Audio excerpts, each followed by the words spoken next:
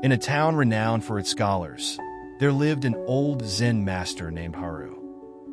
Known for his wisdom and calm demeanor, he spent his days teaching those who sought his guidance.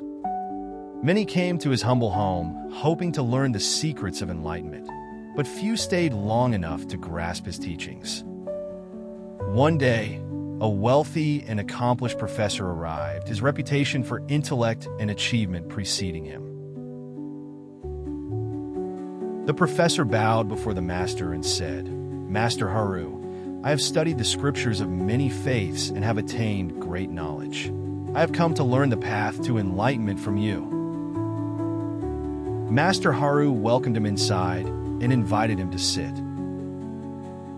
The professor, eager to prove his worthiness, began recounting his achievements, the books he had read, the philosophies he had mastered, and the debates he had won.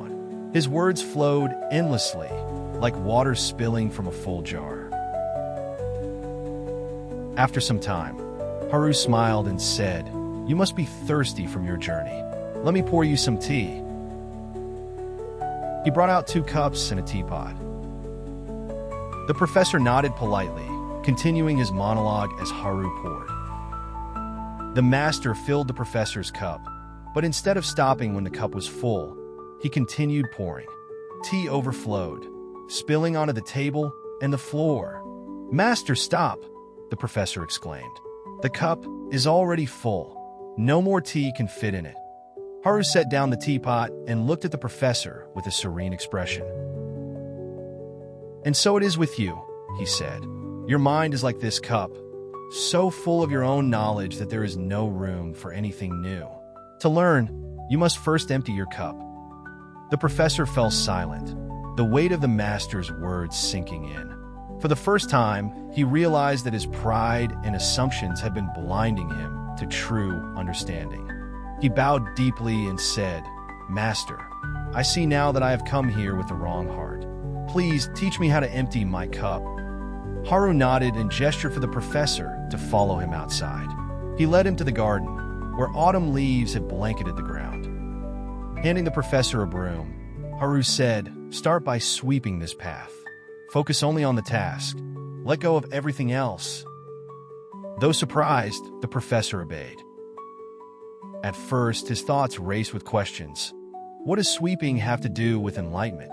Why isn't the master teaching me directly? But as he continued, the simple, rhythmic motion of sweeping quieted his mind. He began to notice the sound of the broom against the stone, the crisp scent of the fallen leaves, and the gentle rustle of the wind.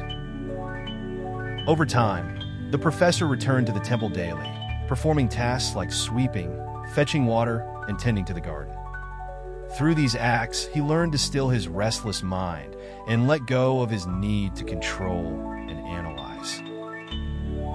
Months later, as he sat across from Haru once more, the professor bowed and said, "Master, I now understand. In trying to prove what I knew, I left no space for what I could learn. By emptying my cup, I've begun to see the world as it truly is." Haru smiled.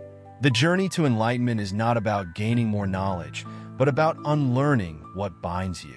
When you are empty, you are open to everything. From that day forward, the professor stayed with Master Haru, humbly learning the art of presence and simplicity. He left behind his titles and accomplishments, discovering that the path to wisdom was not about being full, but about being open.